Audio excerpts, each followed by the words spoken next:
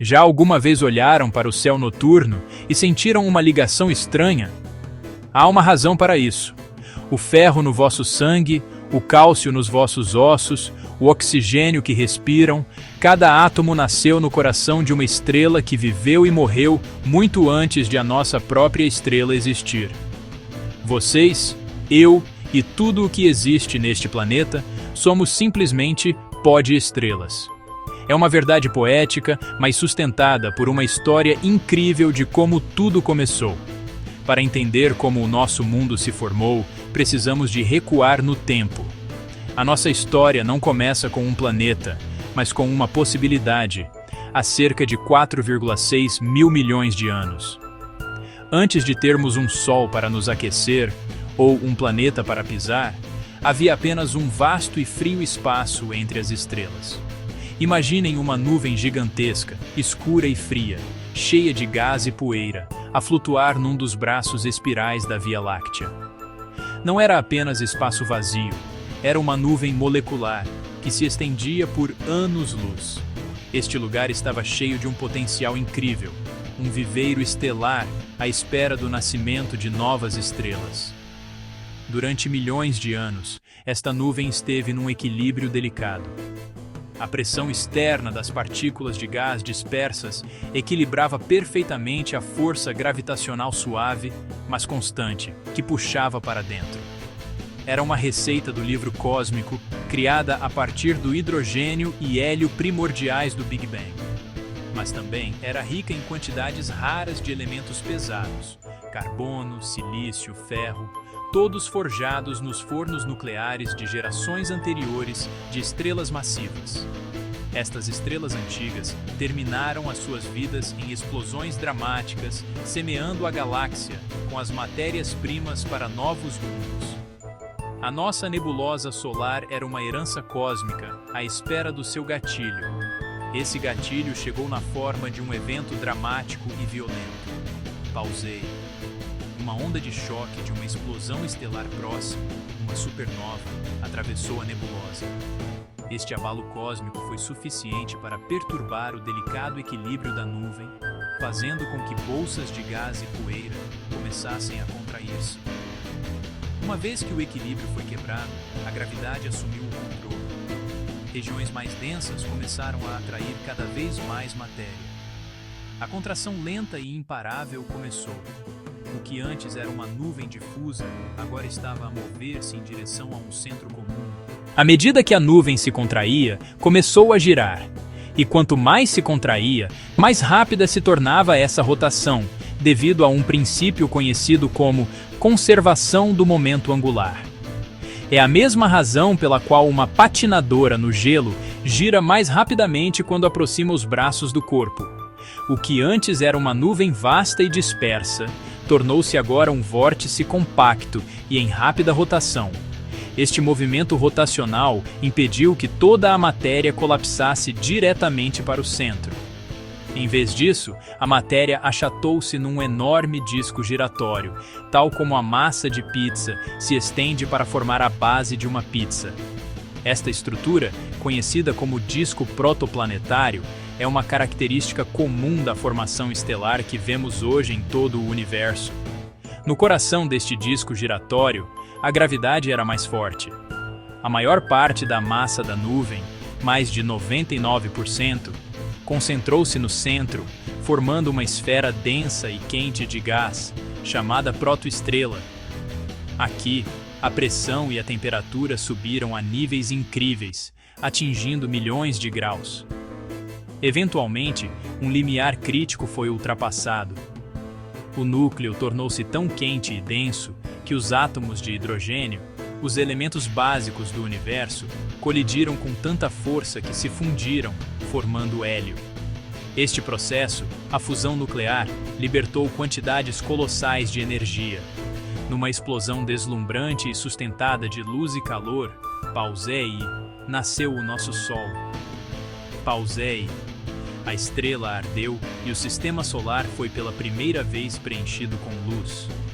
Esta jovem estrela não estava sozinha, estava rodeada por um disco protoplanetário giratório, um vasto disco de gás e poeira remanescentes que em breve formaria todos os planetas, luas e asteroides do nosso sistema solar, incluindo o nosso futuro lar, a Terra.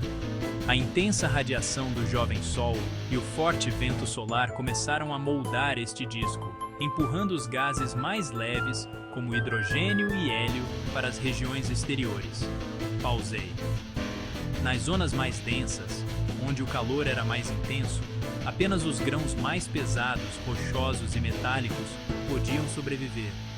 Estas partículas resistentes eram as sementes primordiais dos mundos rochosos, os blocos de construção de um planeta ainda por nascer. Num imenso disco de gás e poeira, a girar em torno do jovem Sol, um novo mundo esperava para nascer. Tudo começou com as mais ínfimas partículas, incontáveis grãos de poeira microscópicos, não maiores do que fumo. Não eram meras pedras vulgares e sem vida, eram uma mistura complexa de silicatos, compostos de carbono e gelo de água, tudo a rodopiar numa dança cósmica. Neste ambiente frio e vasto, a primeira força a uni-los foi, surpreendentemente, uma força familiar. Inicialmente, a eletricidade estática atraiu-os uns aos outros, um pouco como um balão que adere ao vosso cabelo depois de o esfregarem. As pequenas colisões não foram destrutivas. Pelo contrário, estas partículas carregadas colaram-se, formando aglomerados frágeis e delicados. Ao longo de milhões de encontros suaves como estes, os pequenos grãos cresceram e depois tornaram-se calhaus. Este processo, chamado acreção, foi lento e exigiu paciência. Durante milhares de anos, estes delicados aglomerados de poeira transformaram-se em corpos sólidos, do tamanho de alguns centímetros a vários metros, criando um disco que agora fervilhava com um enxame de protocalhaus. À medida que estes aglomerados cresciam, uma nova força entrava em jogo. A sua gravidade, antes insignificante, tornava-se agora substancial. Começaram a atrair mais material do disco circundante. Esta concentração gravitacional foi um ponto de viragem. Quanto maior o objeto, mais eficientemente ele recolhia os seus vizinhos. Como uma bola de neve a rolar, acumulava cada vez mais massa. Os calhaus tornaram-se rochas grandes. As rochas grandes colidiram e formaram corpos do tamanho de montanhas. O sistema solar tornou-se um lugar muito mais violento. Estes corpos em crescimento estavam numa rota de colisão cósmica, colidindo, fragmentando-se e, por vezes, fundindo-se. Durante milhões de anos, este processo incessante de colisões e fusões levou à criação de corpos cada vez maiores. Eventualmente, surgiram corpos com centenas de quilômetros de diâmetro. Estes eram os blocos de construção dos planetas, os planetesimais. O espaço era caótico, denso e desordenado, uma bola de demolição de rochas e metais, onde apenas os mais fortes e afortunados sobreviveram. Cada colisão adicionava massa, tornando os sobreviventes maiores e gravitacionalmente mais dominantes. Os maiores deles eram já protoplanetas, embriões planetários a caminho de se tornarem mundos reais. Mas estas colisões não aumentaram apenas o tamanho, também libertaram quantidades colossais de energia. Isso, combinado com o calor libertado pela desintegração de elementos radioativos no interior, fez a temperatura disparar, até que todo o protoplaneta começou a derreter. A Terra primitiva tornou-se uma esfera gigante de rocha derretida, um oceano de magma incandescente, com milhares de quilômetros de profundidade. Neste forno planetário, começou um processo-chave chamado diferenciação. Os elementos mais pesados, principalmente ferro e níquel, já não eram suportados pela rocha sólida. A gravidade puxou-os para baixo e eles começaram uma jornada catastrófica para o centro. Este desastre de ferro criou um núcleo metálico denso para a Terra. Ao mesmo tempo, os materiais silicatos mais leves flutuaram para a superfície, eventualmente arrefecendo e formando o manto rochoso espesso do planeta e a primeira crosta, fina e frágil. Estas camadas básicas não eram apenas uma estrutura simples. O ferro líquido, a girar no núcleo externo, criou um dínamo poderoso, gerando um campo magnético que um dia protegeria o nosso mundo. E o calor retido no interior alimentaria a atividade vulcânica por milhares de milhões de anos. Durante milhões de anos, este bombardeamento turbulento continuou. A cada impacto, a Terra limpava a sua órbita, fortalecendo o seu domínio gravitacional e assumindo a forma esférica que hoje conhecemos. O planeta tinha nascido. Quando a Terra ainda era jovem e passava por um nascimento turbulento, algo inesperado aconteceu. Há cerca de 4.500 milhões de anos, o nosso planeta Terra, que nessa altura ainda era maioritariamente fundido, não estava sozinho no universo.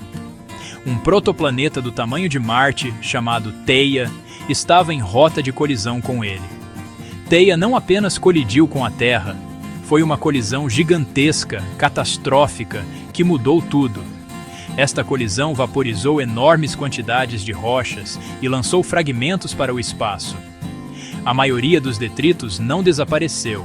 A força da gravidade da Terra capturou-os num anel incandescente. O núcleo de Theia provavelmente fundiu-se com o núcleo da Terra, aumentando assim a nossa massa e densidade. Com o tempo, os fragmentos em órbita começaram a agrupar-se.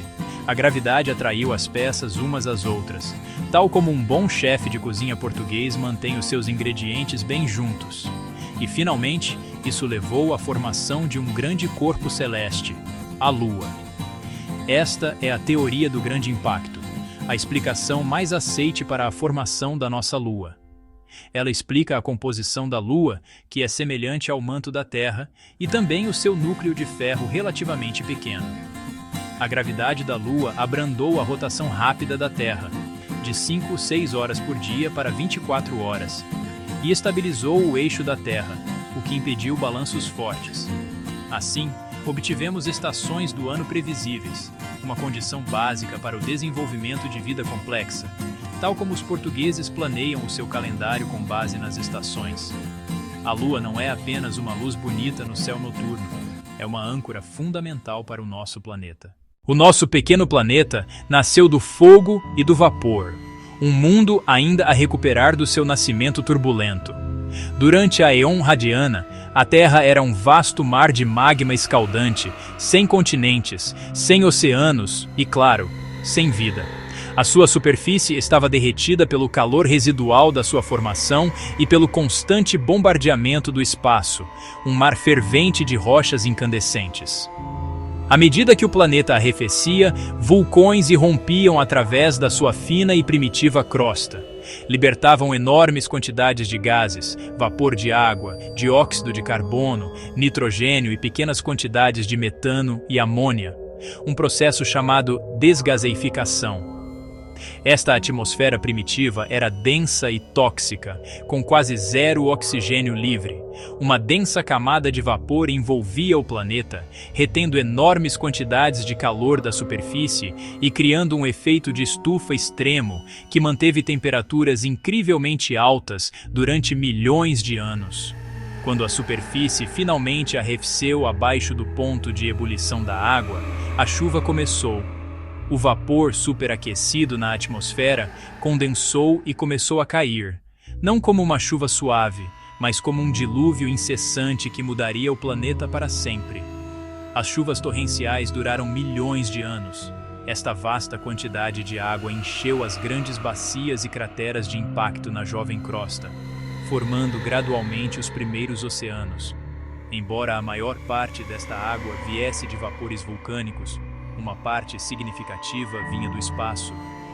Este bombardeamento pesado tardio, de cometas gelados e asteroides ricos em água, atingiu a Terra, adicionando a sua carga congelada aos crescentes oceanos globais.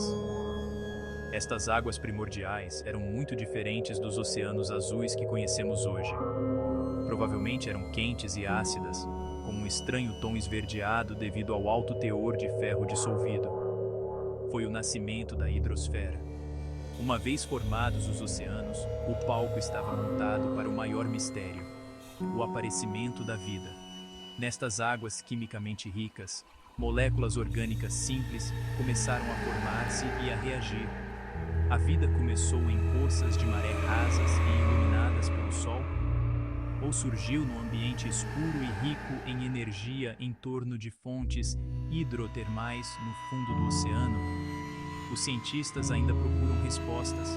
De uma forma ou de outra, há cerca de 4.000 milhões de anos, estas moléculas simples organizaram-se em estruturas complexas, encapsuladas em membranas e desenvolveram a fantástica capacidade de se reproduzir.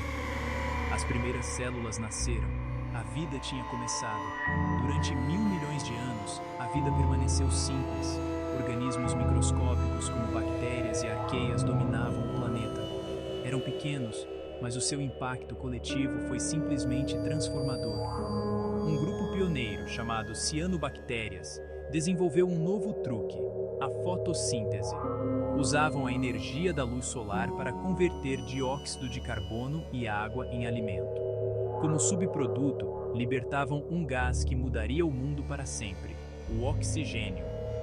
Durante milhões de anos, o oxigênio recém-produzido reagiu imediatamente com o ferro dissolvido nos oceanos, fazendo-o precipitar e acumular-se no fundo do oceano. Os oceanos simplesmente enferrujaram.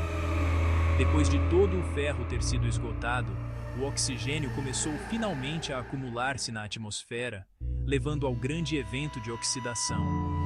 Entretanto, a superfície do planeta estava em constante movimento.